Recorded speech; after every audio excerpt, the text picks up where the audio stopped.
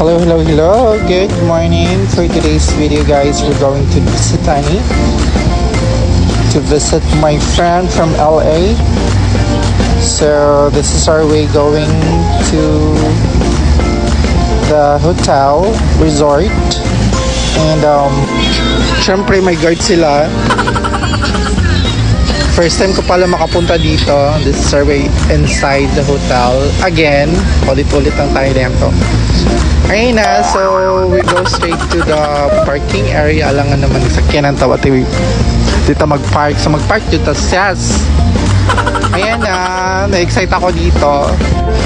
So yung friend na inimit namin is like we're high school friends. Friends kasi tatlo kami.